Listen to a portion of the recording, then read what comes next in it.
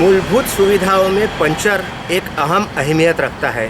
कई ऐसे वाहन हैं जो पत्रकारों के हैं, निजी कर्मचारियों के हैं, साथ ही साथ सरकारी कर्मचारियों के हैं। लेकिन अगर ये वाहन पंचर होते हैं या फिर इनमें हवा नहीं मिलती है तो ये सारे वाहन कहाँ जाएंगे और कहाँ से इन्हें हवा या पंचर की सुविधा मुहैया कराई जाएगी, इसके लिए भी एक कदम उठाना बहुत ज़रूरी हो गया है। अभी हम देख रहे हैं कि पंचर की दुकान भी यहाँ पर बंद है, जबकि इन्हें अत्यावश्यक सेवाओं में शामिल किया गया है।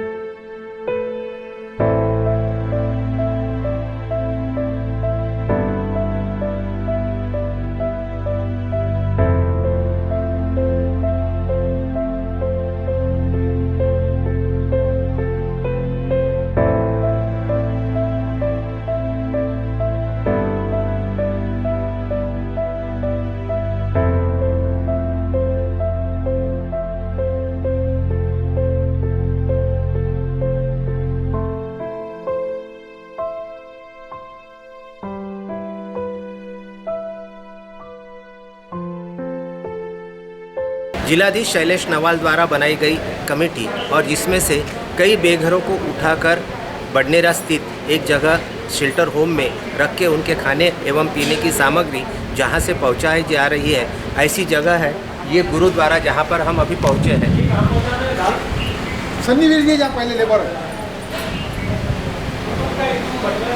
और शहर भर में जहां पर इरविन अस्पताल, डफरिन अस्पताल एवं सुपर स्पेशलिटी अस्पताल में, साथ ही साथ शेल्टर होम बडनेरा में यहीं से खाद्य सामग्री पहुंचाई जा रही है, खाना बनाकर पहुंचाया जा रहा है।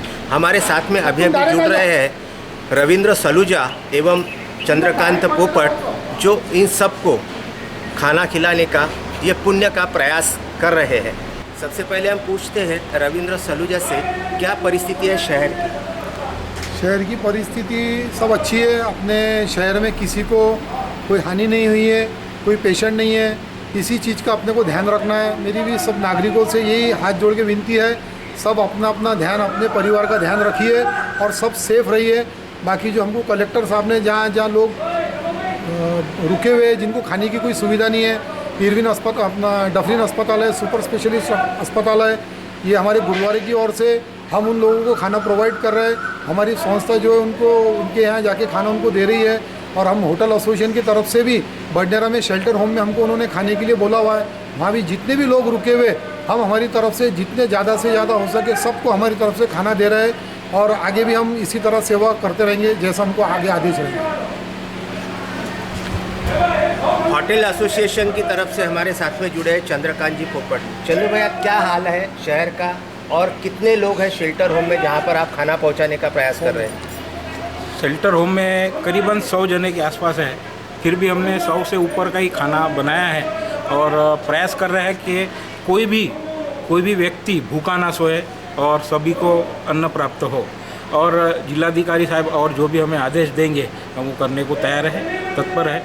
समाज सेवा, मानव सेवा ही परम धर्म, यह मान के हमारा होटल एसोसिएशन इसमें मार्गदर्शन कर रहा है। कोरोना के चलते सारी दुनिया त्राही माम कर रही है, लेकिन हमारा अमरावती शहर, जिसमें से ऐसे जैसे रविंद्र सलूजा जैसे, चंद्रकांत पोपट जैसे और भी कई समाज सेवी हैं जो ऐसी परिस्थितियों का सामना करते हुए, कुछ पत्रकार मित्र भी हैं जो ऐसी परिस्थितियों का सामना करते हुए आज प्रशासन के साथ में हाथ मिलाकर दिन रात अपना कार्य निभा रहे हैं। शेल्टर होम हो गया, इरविन अस्पताल हो गया, डफरिन हॉस्पिटल हो गया, साथ ही सुपर स्पेशलिटी हॉस्पिटल हो गया। यहाँ के मरीजों के साथ में रह रहे नागरिकों के लिए, उनके पेशेंट के साथ में रह रहे जो कुटुंब है उनके लिए ये खाना पहुँचाने का प्रयास कर रहे हैं। साथ ही शेल्टर होम में अमरावती से महानगर पालिका अमरावती द्वारा जितने भी अनाथ गरीबों को ले जाकर बडेरा में रखा गया है, उनके खाने का भी इंतज़ाम इन्हीं लोग कर रहे हैं और यहीं से ये खाद्य सामग्री यहीं से जा रही है गुरुद्वारा से।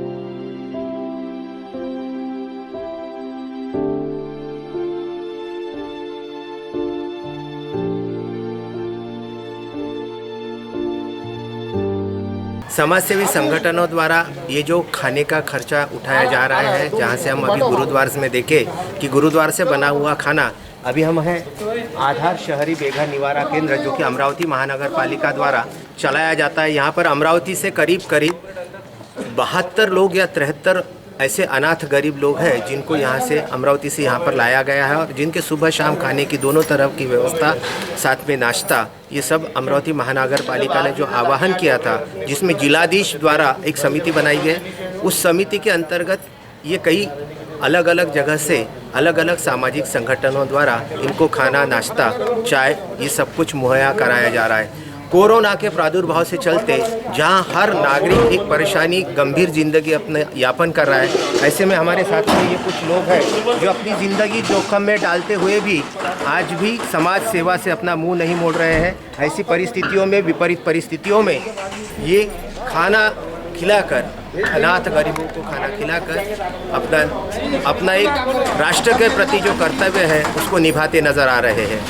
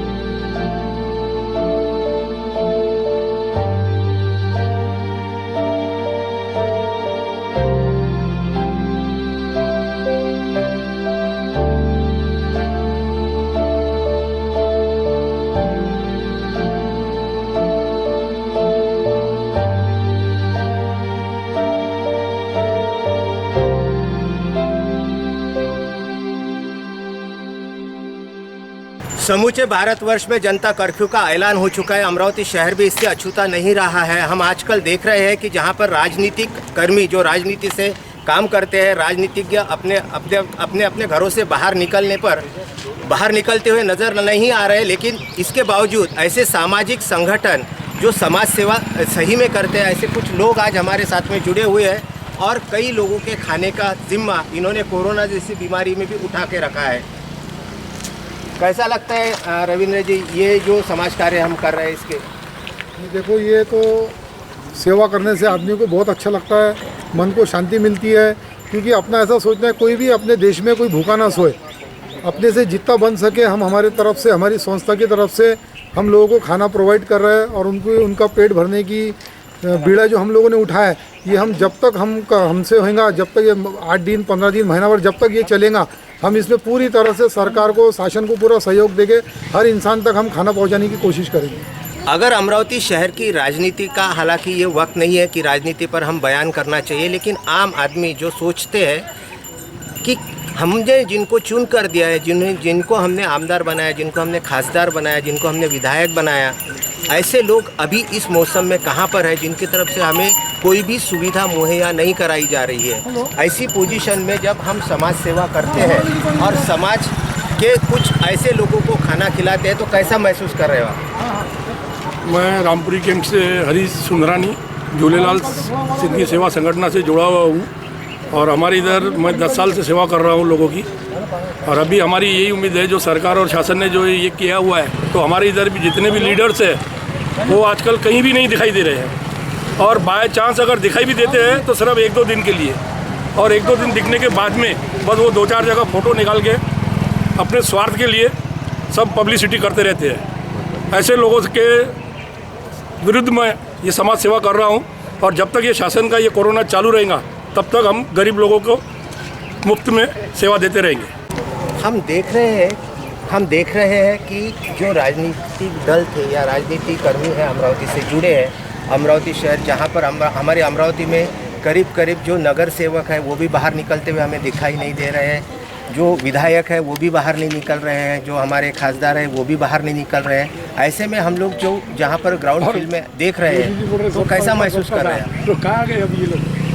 देखिए, अभी ये बात तो आपने जो कही वो अब सबके अपने अपने विचार है, लेकिन मैं तो ये चाहूँगा कि ये जो सारी जैसा हरिना नेत्रदान समिति या ईगल रेस्टोरेंट वाले बिट्टू भाई या जो भी अन्य समाज सेवी संस्थाएं ये गरीबों को खाना पहुंचाने का जो कार्य कर रही हैं, ये कहीं ना कहीं एक उनके लिए भी प्रेरणा का स्रोत बनेंगी।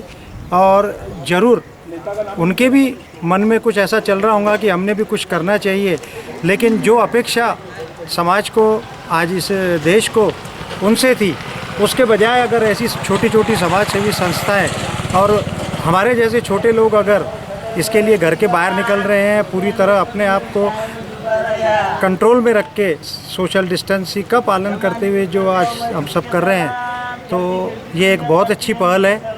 मैं टेकचंद केसवानी, मेरे साथ अशोक भाई दुलानी, बलराम उत्तमानी, हमारे पंचू भाई ठाकुर, हम हरिना नेत्रदान समिति अमरावती के नेतृत्व में आज यहाँ पर चंद्रकांत जी पोपट इनके एक फ़ोन के द्वारा हम बिल्कुल अपने सोशल डिस्टेंसिंग का पालन करते हुए यहाँ उपस्थित हुए। और मैं साथ में ये भी कहना चाहूँगा कि मैंने कल ही एक मीडिया कर्मियों के लिए, डॉक्टरों के लिए, नर्सों के लिए, सभी जो भी इस देश में अपने जान की परवाह न करते हुए सेवा कर रहे हैं, उनके लिए मैंने एक मेरे झूलेलाल साईं हमारे इष्ट देवता के सम्मुख एक अरदास रखी थी।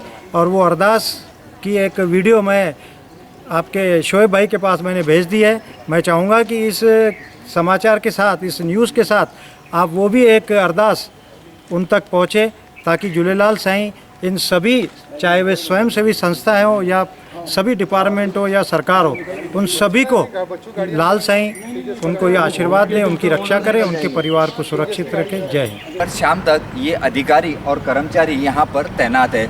शहर के बाहर से कोई भी आने वाला व्यक्ति जिसका परिचय ना हो, जिसका अमरावती शहर से कोई नाता ना हो, उसे जाने से रोका जा रहा है। साथ ही फल, सब्जी आदि वाहनों को यहाँ पर किसी भी प्रकार से रोका नहीं जा रहा है।